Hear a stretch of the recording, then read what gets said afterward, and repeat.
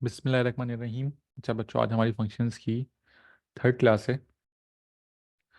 पहले हमने फंक्शंस के अंदर जो है वो किस कौन कौन से फंक्शंस होते हैं, रेंज क्या होती है, डोमेन क्या होती है, फंक्शन किस तरह बनता है। ठीक है। डोमेन और रेंज के सवाल किस तरह आते हैं वो एग्जांपल्स करी थी। ठीक है। फिर हमने इन्वर्स निकालना सीखा था फंक्शन का, जो 3 स्टेप होते हैं। ठीक है। फिर हमने लीनियर फंक्शन की रेंज और डोमेन के बारे में बात करी थी कि पॉइंट जो है वो स्वैप हो जाते हैं और इनका जो रिलेशन होता है वो रिफ्लेक्शन होता है in the line y is equal to x.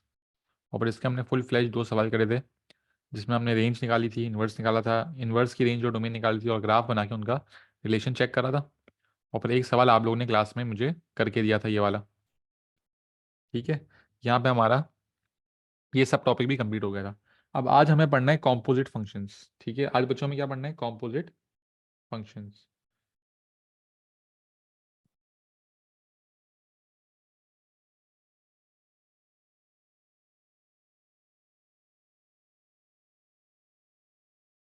Composite functions क्या होते हैं भाई?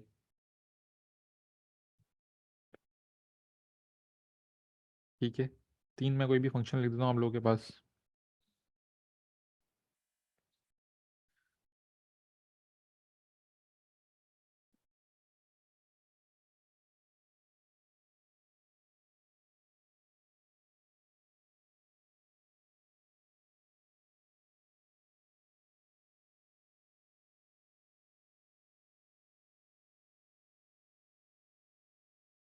ठीक है, ये हमारे पास 3 फंक्शंस दिए हुए हैं, एफ के, जी के और एच का।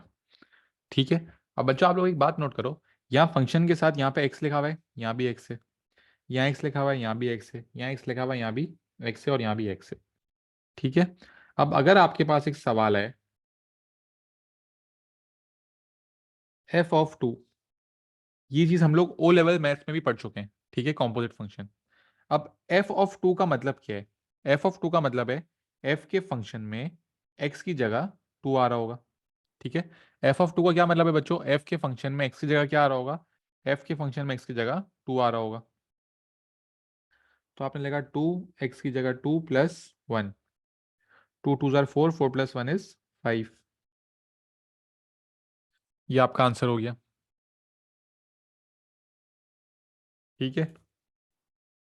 f(2) का क्या मतलब है? f के फंक्शन में x की जगह 2 आ रहा होगा।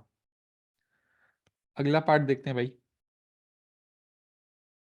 g(3). क्या लिखा है बच्चों यहाँ पे? g(3). बेटा g(3) का मतलब क्या होगा? g के फंक्शन में x की जगह 3 आ जाएगा। g(3) का क्या मतलब हो रहा होगा बच्चों? g के फंक्शन में x की जगह 3 आ जाएगा।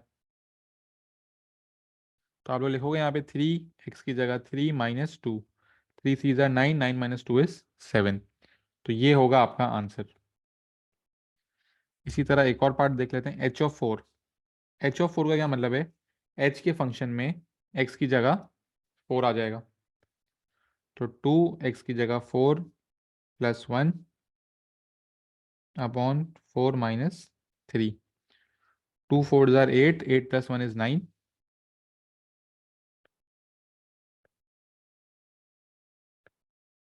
4 - 3 = 1, 9/1 = 9। तो ये आ गए आपके आंसर्स। ये हैं बेसिक कॉम्पोजिट फंक्शन जो आप लोग ओ लेवल मैथ में भी पढ़ चुके हो। क्या ये क्लियर है? हम लोग थोड़ी सी आगे बात करें।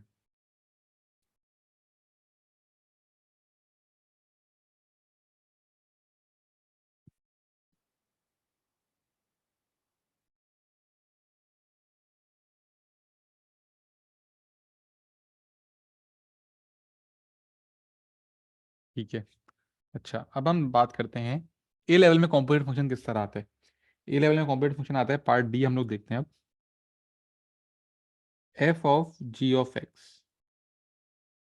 क्या लिखा हुआ है? f(g)(x). f(g)(x) का क्या मतलब हुआ? ठीक है, कोई मुझे बताता है f(g)(x) का क्या मतलब है? f के फंक्शन में x की जगह g का फंक्शन आ जाएगा। f(g)(x) का क्या मतलब है? जो पहले लिखा होता है ना, उसके फंक्शन में x की जगह जो दूसरा फंक्शन है वो आ जाएगा। ठीक है। तो f(g)(x) का क्या मतलब हुआ? f के फंक्शन में x की जगह g(x) का फंक्शन आ जाएगा। तो पहले तो आप f(x) का फंक्शन कॉपी कर दो। f(x) का फंक्शन है 2x + 1। अब इस फंक्शन में एक्स की जगह क्या आ रहा होगा, जी आ रहा होगा। तो 2 ब्रैकेट 3x - 2, ये एक्स की जगह आ गया और +1 एज इट इज आ गया। ये देखें बच्चों, 2 एज इट इज आया, एक्स की जगह जी का फंक्शन आ गया और +1 एज इट इज आ गया। अब इसको सॉल्व कर लेंगे। 2 × 3x is 6x, 2 × -2 is -4 +1, -4 + 1 is -3। ये आपका आंसर हो गया 6x - 3। ठीक है, ये आपके पास आ गया f(g)(x), f के फंक्शन में x की जगह g का फंक्शन हमने इंपोर्ट करके सॉल्व कर लिया, तो ये आंसर आ गया। इसी तरह अगर एक सवाल आ जाए, g(f)(x), g(f)(x), तो इसका मतलब क्या है, g के फंक्शन में x की जगह f का फंक्शन आ रहा होगा। इसका मतलब क्या है बच्चों, g के फंक्शन में x की जगह f का फंक्शन आ रहा होगा। तो अब हम लोग क्या करेंगे, g का फंक्शन कॉपी करेंगे, जो पहले दिया हुआ है बेटा उस फंक्शन को कॉपी कर लो, और उसके बाद जो फंक्शन है उसको आप x की जगह सब्स्टिट्यूट कर दो। तो x की जगह क्या आ रहा होगा, 2x + 1, तो 3 लिखा, x की जगह लिखा 2x + 1, -2 एज इट इज आ गया। 3 × 2x is 6x, 3 1 tsar 3, 3 - 2 is 1। ये आपका आंसर हो गया। कोई मसला बच्चों इसमें?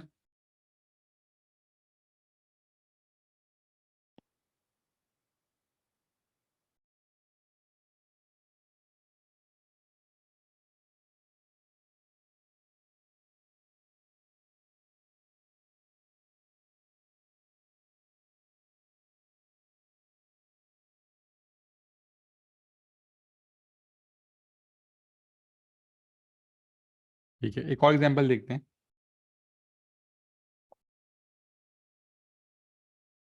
f(h)(x), f(h)(x) का क्या मतलब है, f के फंक्शन में x की जगह x का फंक्शन।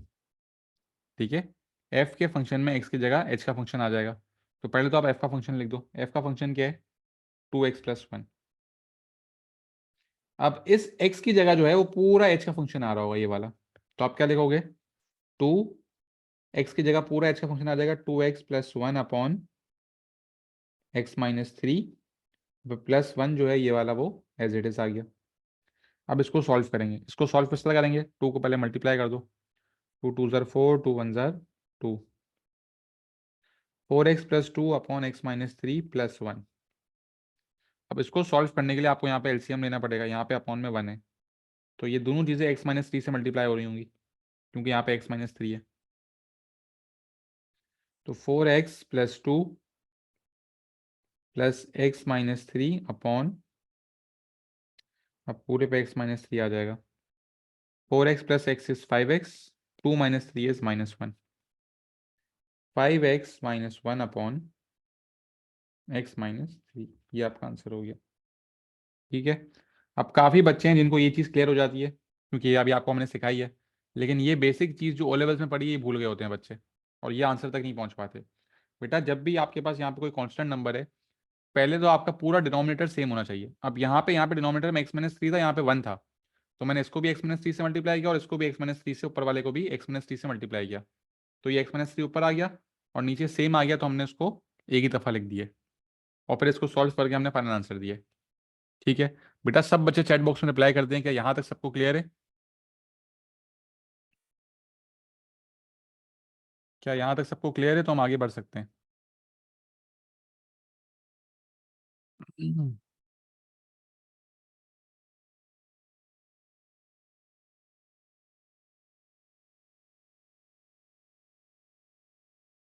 जल्दी से रिप्लाई कर दें, यहाँ तक क्लियर है?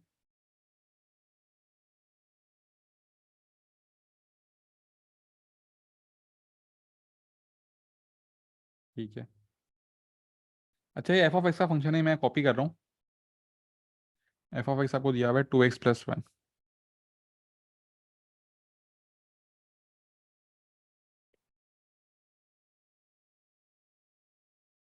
अगर आपसे सवाल आ जाए f(f)(x), इसका क्या मतलब है, f के फंक्शन में ही x की जगह f का फंक्शन वापस आ जाएगा। ठीक है, f के फंक्शन में x की जगह f का ही फंक्शन आ रहा होगा। ठीक है, और f(f)(x) को हम लोग ये भी बोल सकते हैं f²x। ठीक है, इसको हम क्या बोल सकते हैं, एफ स्क्वायर एक्स। ठीक है, दो एफ है ना, F into F S F square. तो उसको करने का तरीका क्या है, आपने एफ का फंक्शन लिखा 2x+1, और इस फंक्शन में x की जगह f का ही फंक्शन आ जाएगा। तो 2x की जगह f का पूरा फंक्शन आ गया, 2x+1, ये +1 बाहर वाला एज इट इज आ गया। 2 2 ज़ार 4, ये बन गया 4x, 2 1 ज़ार 2 +1, तो 4x+3, ये आपका आंसर हो गया। ठीक है, अब इसी तरह अगर एग्जामिनर आपसे पूछ ले f ऑफ ठीक है, 3 f आ जाए, तो इसको सॉल्व करने का तरीका क्या है, दो f में क्या था बेटा, f के फंक्शन में ही x की जगह f का फंक्शन डाल दिया। f ऑफ इसका क्या मतलब है कि f स्क्वायर के फंक्शन में f की जगह x का फंक्शन आ रहा होगा। f स्क्वायर के फंक्शन में ये जो दिया हुआ है, इसमें जब मैं x की जगह f का फंक्शन रखूंगा तो f ऑफ x आ जाएगा, which is f³ x। f square का फंक्शन कॉपी करा, एक और एक्स्ट्रा f आ चुका था, तो x की जगह क्या आ रहा होगा, 2x+1, 4 2 ज़ार 8, 8x +4 +3, ये हो गया 8x+7। ठीक है, अच्छा बच्चे इसमें कंफ्यूज हो जाते हैं, एक दफ़ा फिर से मैं रिपीट कर देता हूँ ताकि आप लोगों को ये क्लियर हो, क्योंकि कभी कभार ये आ भी सकता है। अगर 3f दिए हुए हैं तो इसका मतलब क्या है, f स्क्वायर के फंक्शन में x की जगह f(x) का फंक्शन आएगा तो f³ बन जाएगा। ठीक है, 2f थे तो f के फंक्शन में x की जगह f का फंक्शन आया, 3f है तो f स्क्वायर के फंक्शन में f की जगह x का फंक्शन आ गया, ये आपका आंसर हो गया। ये क्लियर है बच्चों? बेटा सब चैट बॉक्स में रिप्लाई करें, मैं एक सवाल दूंगा वो आप लोगों को पूरा खुद से करना होगा।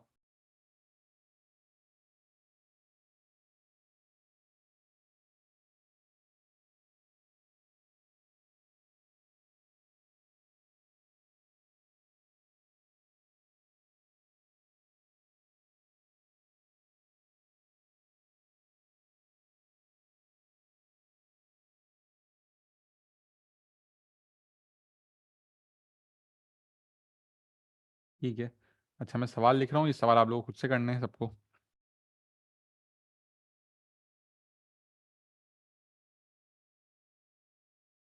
f(x) है हमारे पास 4x+5,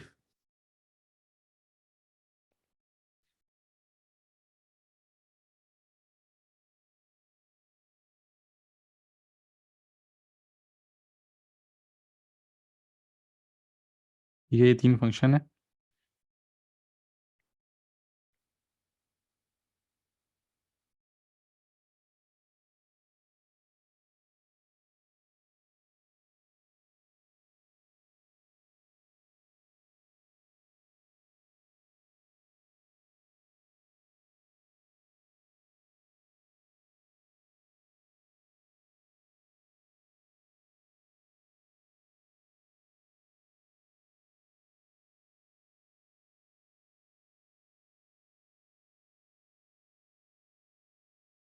ये 6 पार्ट मुझे सॉल्व कर दें बेटा।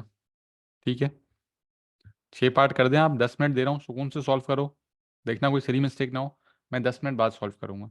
ठीक है, जो बच्चे बेटा रिकॉर्डिंग देख रहे हैं वो वीडियो को पॉज कर दें। ठीक है, और पहले ये सवाल खुद से सॉल्व करें और फिर आगे वीडियो को रिज्यूम करें, और अभी जो लाइव क्लास में बेटा वो सॉल्व करो, मैं 10 मिनट दे रहा हूँ। चलो चेक करते हैं सवाल, उम्मीद है सबने कर लिए होंगे। अच्छा पहला पार्ट हमारे पास है f²x। f²x का क्या मतलब है, f के फंक्शन में x की जगह f का फंक्शन ही आ जाएगा।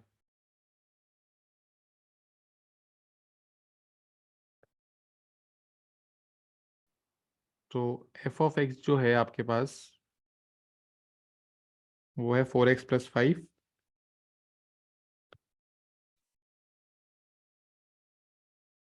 इसी फंक्शन में x की जगह जो है आपको f का फंक्शन वापस डाल दोगे 4x+5, ये बाहर वाला +5 एज इट इज आ जाएगा। अच्छा बच्चों मैं आप लोगों को एक कॉमन गलती बता देता हूँ, यहाँ पे यहाँ 4x+5 लिखा हुआ है, बच्चे 4 लिखते हैं, x की जगह f का फंक्शन लिखते हैं 4x+5, और क्योंकि यहाँ पे +5 एंड में होता है तो बच्चे ये वाला +5 भूल जाते हैं, ये वाला +5 बाहर लिखना लाजमी है वरना आंसर गलत होगा। ठीक है, ये एक बहुत ही कॉमन मिस्टेक है बच्चों की। ये आपका फंक्शन है, आपने x की जगह f का फंक्शन लिखा, ये वाला 5 मत भूलना बाहर, यहाँ अंदर भी एक +5 आ रहा है, इस वजह से बच्चे बाहर वाला +5 भूल जाते हैं। ये +5 अलग है, ये +5 इस फंक्शन का अलग है, ठीक है। और अब हम इसको सॉल्व करेंगे। 4 4 16x, 4 5 20 +5, 20 + 5 इज 25। ठीक है, ये आपका आंसर आ गया पहले पार्ट का। पार्ट बी में बोल रहा है f³ x। f³ x का क्या मतलब है, f² का जो फंक्शन है उसमें x की जगह f का फंक्शन आ रहा होगा। ठीक है, तो f² का फंक्शन कॉपी कर लेते हैं, 16x + 25।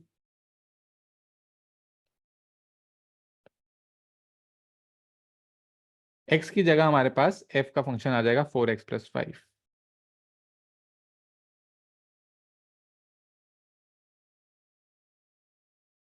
16 4 64x, 16 5 80 + 25, क्या हो जाएगा 64x + 105। बेटा पहले दो पार्ट क्लियर है, पहले दो पार्ट में कोई मसला है तो पूछ लें।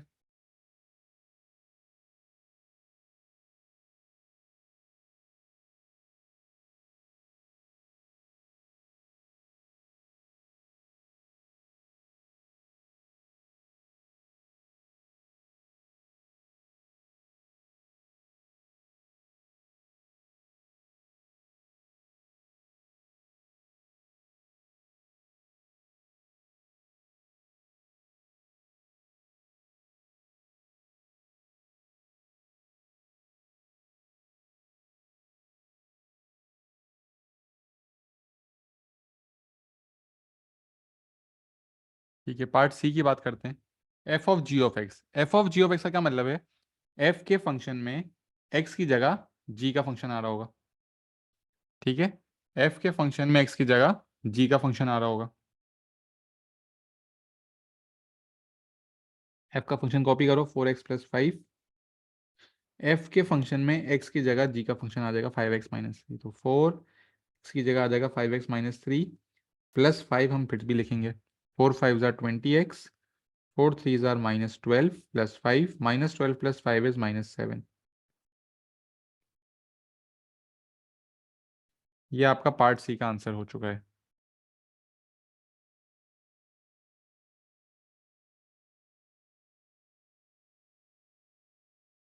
ठीक है, पार्ट डी पे आते हैं, g(f)(x).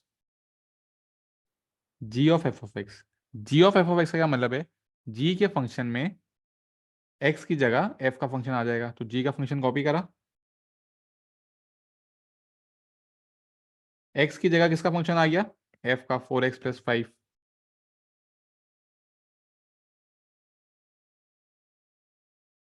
5 4 20 + 25 - 3, 20x + 22 is the answer.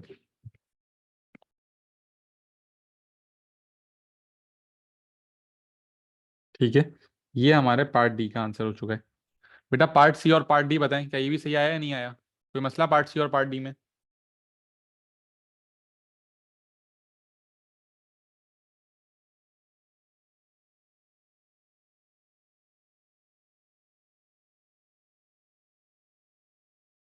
ठीक है, पार्ट ई क्या है, h(g)(x).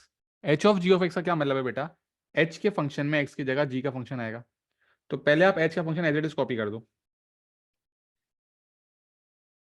पहले आप h का function as it is copy कर दो।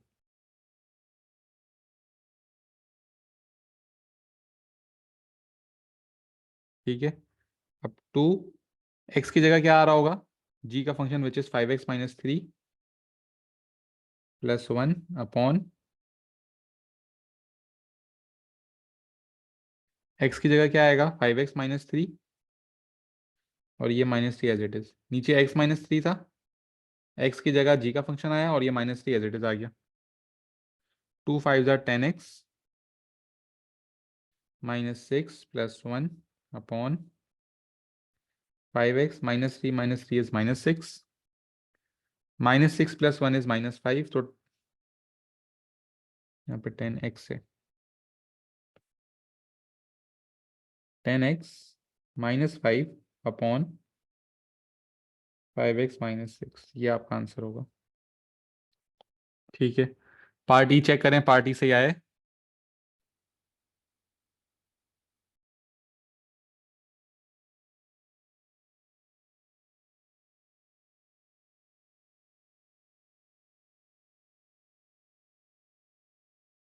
क्या हो बेटा अली, पार्ट ई में कोई मसला है?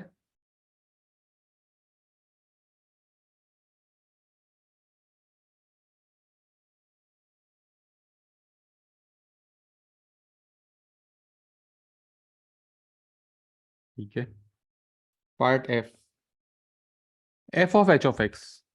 ठीक है, इसमें बच्चे फंस जाते हैं थोड़ा सा, क्योंकि वही एलसीएम लेना पड़ता है। एफ के फंक्शन में एक्स की जगह एच का फंक्शन आएगा, तो पहले एफ का फंक्शन लेगा 4x + 5, एक्स की जगह जो है वो एच का फंक्शन आ गया 2x + 1 अपॉन x - 3 + 5, 4 2 ज़ार 8x +4 अपॉन x - 3 + 5। अब 5 के नीचे अपॉन में कुछ भी नहीं है, मतलब 1 होगा। हमें अपॉन में पूरे डिनोमिनेटर सेम चाहिए, हमें चाहिए x - 3, तो मैं इसको भी x - 3 से मल्टीप्लाई कर रहा हूँ और इसको भी x - 3 से मल्टीप्लाई कर रहा हूँ, तो डिनोमिनेटर सेम हो जाएगा और ये 5x - 3 से मल्टीप्लाई हो जाएगा, तो ये बन गया 8x + 4, 5 × x is 5x, -3 × 5 is -15 upon x - 3, 8x + 5x is 13x, 5 - 4 is -11 upon में क्या आ रहा होगा x - 3। ये चेक कर लें बेटा, या आपका फाइनल आंसर है? इसमें होता है बच्चों से गलती हो जाती है।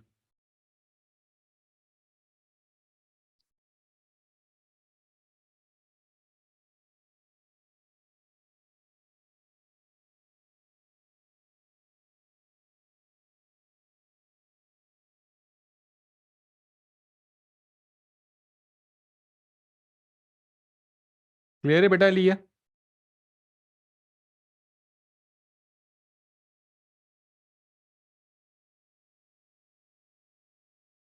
ठीक है, अच्छा अब जो हम लोग एक सब टॉपिक डिस्कस करने वाले हैं ना, वो बेसिकली फंक्शंस का सबसे मुश्किल टॉपिक पार्ट है। ठीक है, फंक्शंस का सबसे मुश्किल पार्ट हम लोग अब डिस्कस करने वाले हैं, range of a composite function. अभी हम लोगों ने जो पहले चीजें सीखी थी, बेसिक डोमेन और रेंज सीखी थी ना, अब हमें कॉम्पोजिट फंक्शन की रेंज सीखनी है। ठीक है, कॉम्पोजिट की फंक्शन की रेंज में सबसे ज्यादा बच्चे फंसते हैं। ठीक है, और लेटेस्ट एग्जाम पेपर जब आप लोग करोगे ना बेटा, तो आपको range of a composite function के सवाल बहुत ज्यादा नजर आने लगेंगे।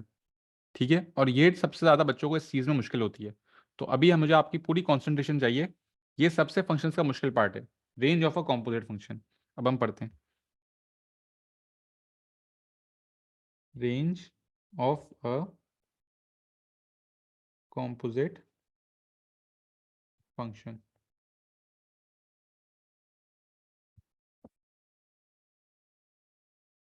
अच्छा भाई, range of a composite function के लिए हम पहले जो है एक कंडीशन लिख लेते हैं। ठीक है,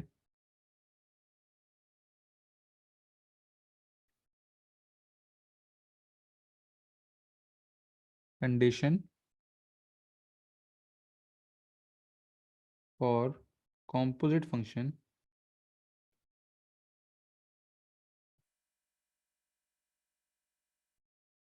condition for composite function to exist. ठीक है, condition for composite function to exist. अब क्या कंडीशन होती है भाई?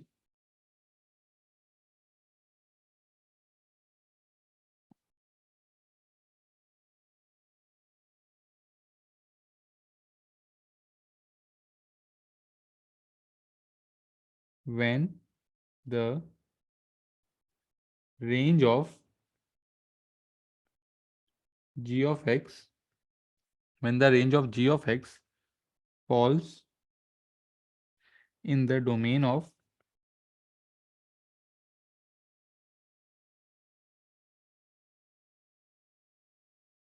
of f of x, then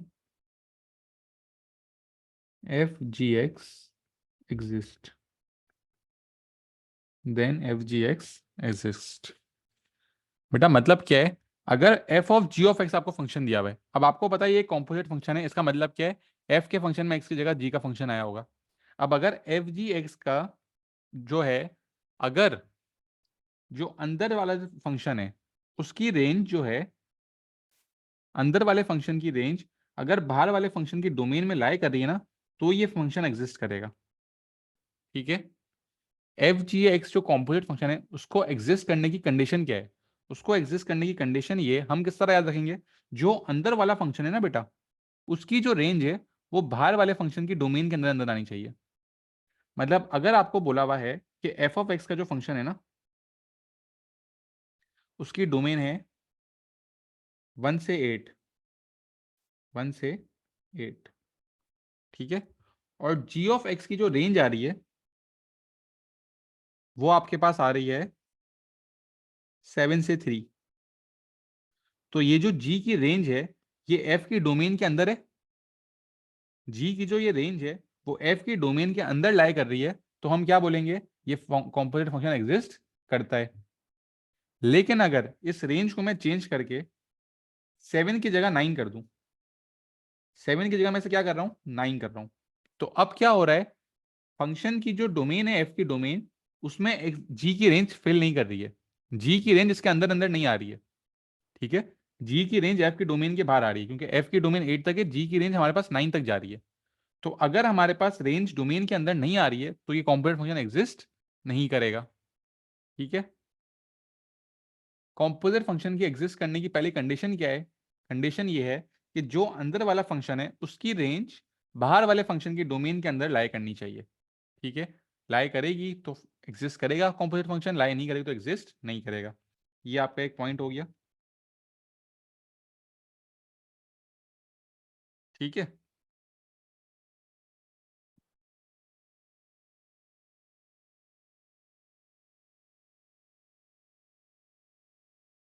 अब हम लोग बात कर लेते हैं कि अगर हमें जी एफ एक्स एग्जिस्ट कराना है।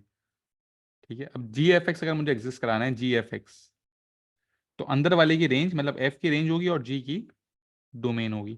तो लिखेंगे क्या हम लोग, when the range of F of x, when the range of F of x falls in the domain of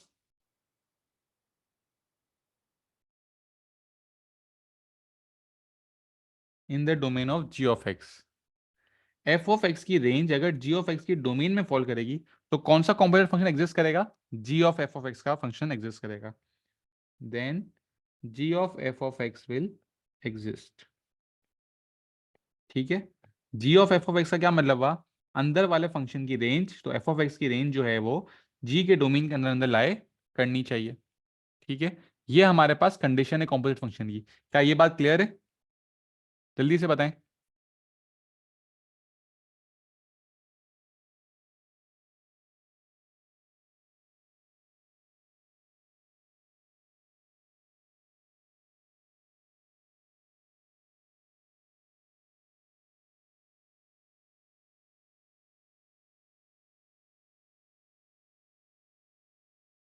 ठीक है। अब हम लोग सीखते हैं कि कॉम्पोजिट फंक्शन की अगर कंडीशन एग्जिस्ट हो गई, कॉम्पोजिट फंक्शन बन गया, तो उसकी रेंज किस तरह निकलेगी, कॉम्पोजिट फंक्शन की रेंज किस तरह निकलेगी।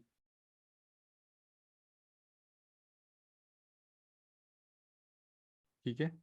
अब अगर मैं बात करूं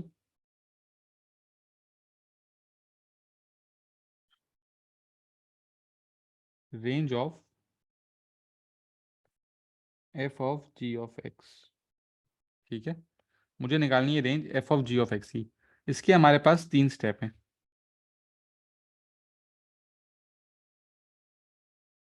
पहले यहाँ पे स्टेप्स लिख देता हूँ मैं। स्टेप 1 क्या है हमारे पास,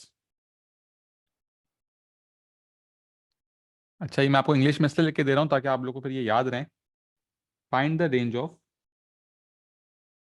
पहले मैं एक दफ़ा लिख लूँ एक साथ, फिर मैं आपको एक साथ एक्सप्लेन करता हूँ।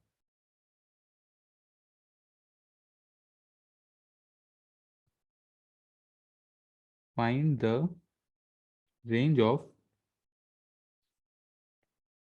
g of x using its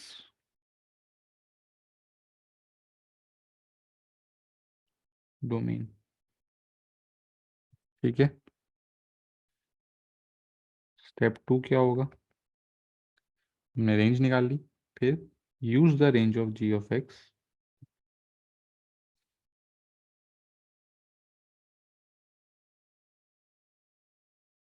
as the new domain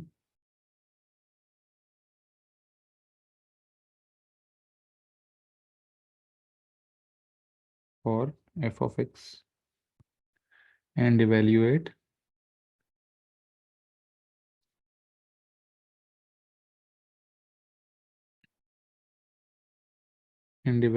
the range of f of x under its new domain।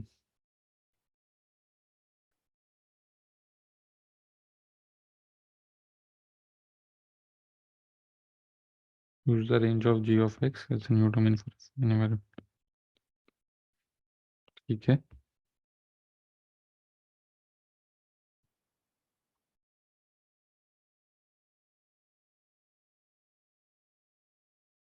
Step 3 क्या होगा हमारे पास, the new range of f of x is basically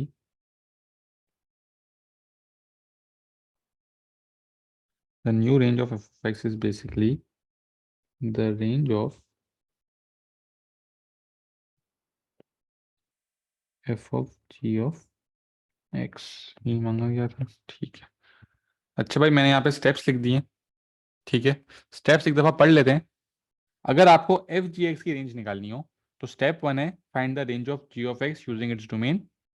step 2 है use the range of ji of x as the new domain for F of X and evaluate the range of F of x using its new domain. और step 3 the new range of F of X is basically the range of ji of F of ji of x. अब ये steps आपको इस तरह बिल्कुल समझ नहीं आएंगे, ठीक है, लेकिन अगर मैं आपको अभी एक एग्जाम्पल करा दूँ ना तो आपको ये स्टेप्स बिल्कुल क्लियर हो जाएंगे। अब एक एग्जाम्पल क्वेश्चन ले लेते हैं। ठीक है,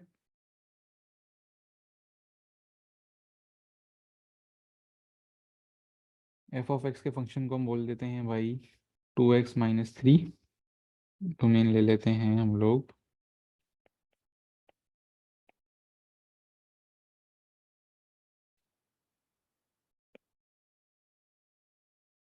-1 से 3। जी ऑफ एक्स ले लेते हैं 5-2x, इसकी डोमेन कर लेते हैं -3 से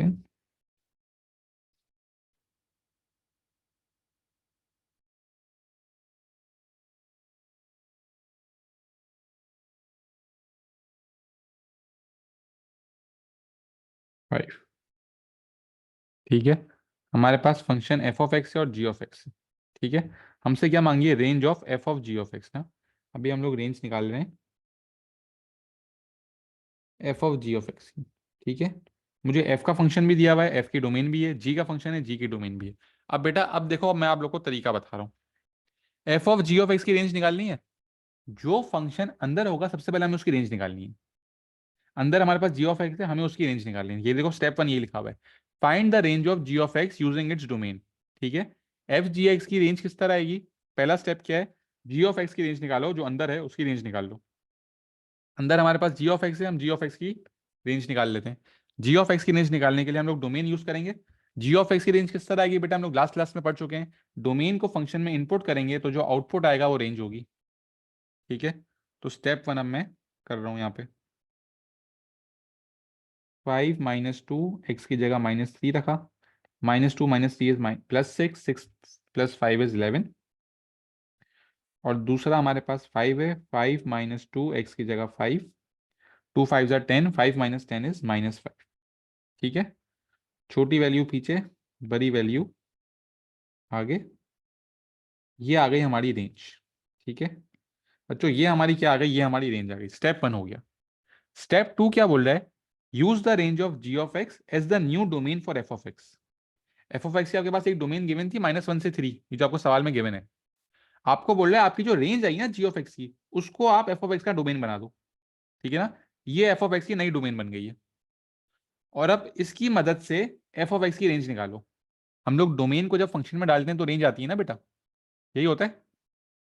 एग्जामिनर क्या बोल रहा है, ये वाली -1 से 3 की जब आप डोमेन डालोगे तो एफ की रेंज आ जाएगी, लेकिन हमें एफ जी एक्स की रेंज चाहिए। तो मैं जी की जो रेंज आएगी ना उसको एफ का डोमेन बना दूंगा। तो मेरे पास एफ का डोमेन ये रहा और एफ का फंक्शन ये रहा। अब मैं एफ ऑफ एक्स की नई रेंज निकाल रहा हूँ। फंक्शन मेरे पास क्या है, 2x - 3 है।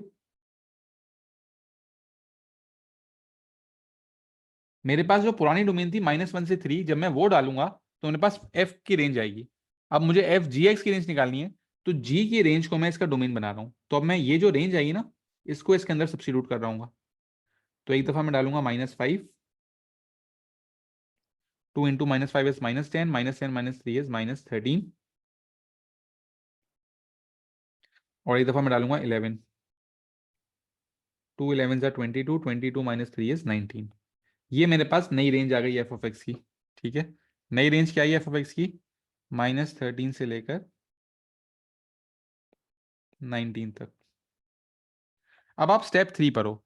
The new range of F of X, ये जो नई रेंज आई एफ ऑफ एक्स की, is basically the range of F of ji of X. मतलब ये जो रेंज आई है ये हमारे पास एफ जी एक्स की रेंज आई है, क्योंकि एफ ऑफ एक्स की रेंज तो तब आएगी ना जब मैं -1 और 3 को डालूंगा इसमें। लेकिन क्योंकि मैंने जी की रेंज को एफ का डोमेन बना के उसमें सब्स्टिट्यूट किया है, तो अब ये जो रेंज आई है ना बेसिकली एफ जी एक्स की रेंज है। तो मैं करूंगा क्या, बीच में बस मैं एफ जी एक्स लिख दूंगा, आगे आएगा 19 और पीछे आएगा -13। ठीक है, ये आपका आंसर होगा। ठीक है बच्चों, ये मुश्किल कॉन्सेप्ट है। ठीक है, थोड़ा टाइम लगेगा समझने में। अभी जो बताओ, जो जो क्वेरीज है पहले वो पूछो। कोई क्वेरी है तो पूछो बेटा।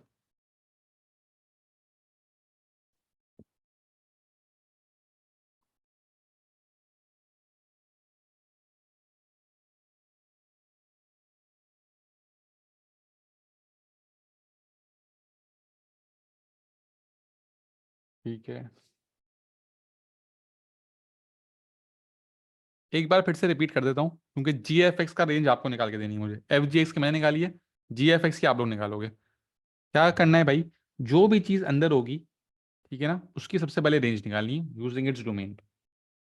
और उसकी जो रेंज होगी ना, वो बाहर वाले फंक्शन की डोमेन बन जाएगी।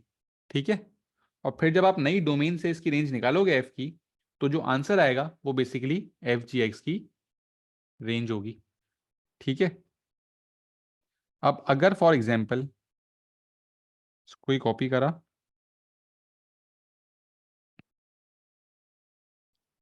और यहाँ आगे पेस्ट कर दिया, अगर मैं एफ जी एक्स की जगह अभी जी एफ एक्स लिख दूं,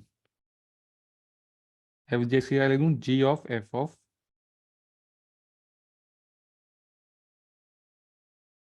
ठीक है, तो यहाँ पर भी एफ जी एक्स की जगह क्या आ जाएगा, जी एफ एक्स आ जाएगा। ठीक है, ये पूरी वर्किंग तो मिट जाएगी भाई।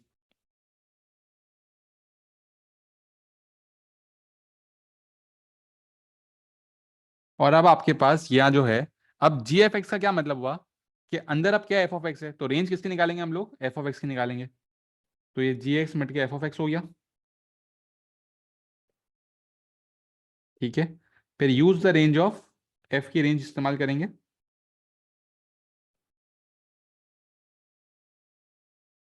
As the new domain for जो बाहर फंक्शन है जी of X, and evaluate the range of, अब जी ऑफ बाहर जी है तो जी की रेंज आ रही होगी under its new domain. The new range of ji of x की रेंज जो है is basically the range of ji of F of x. तो ये कट के ये मैंने आपको जी ऑफ एक्स के भी स्टेप लिख दिए भाई 3। ठीक है, अंदर एफ ऑफ एक्स है तो एफ ऑफ एक्स की रेंज निकालेंगे पहले। एफ ऑफ एक्स की जो रेंज आएगी वो जी की नई डोमेन बन जाएगी, और उससे जी की नई रेंज आएगी, और जो जी की नई रेंज होगी वही जी ऑफ एफ ऑफ एक्स की रेंज होगी। अब बेटा ये सवाल आप लोग सॉल्व कर दें, मुझे जी एफ एक्स की जल्दी से रेंज निकाल के दें बेटा।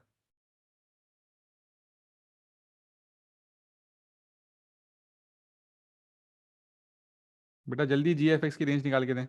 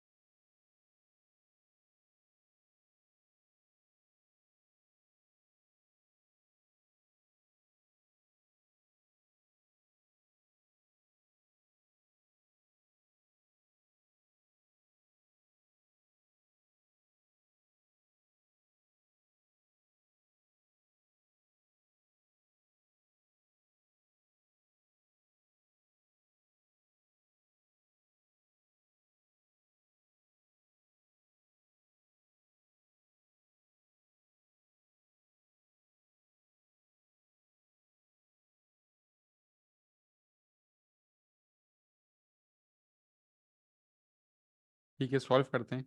पहला स्टेप था एफ ऑफ एक्स की रेंज निकालो यूजिंग इट्स डोमेन।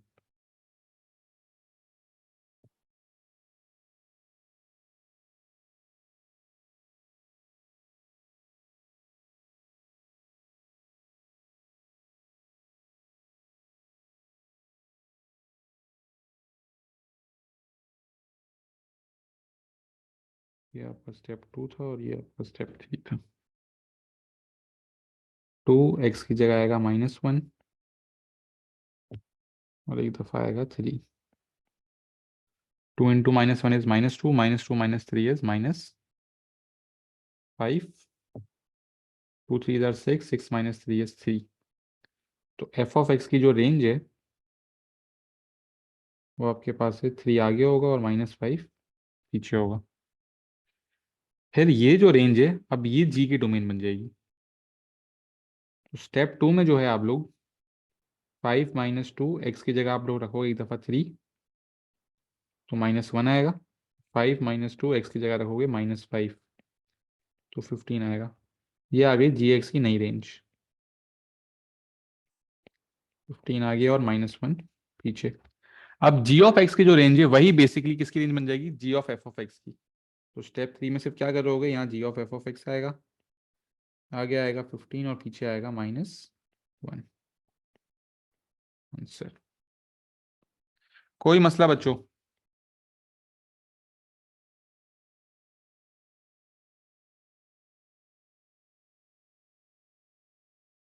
ठीक है, क्लियर है ये? वेरी गुड बेटा, अली सही आंसर आया था आपका।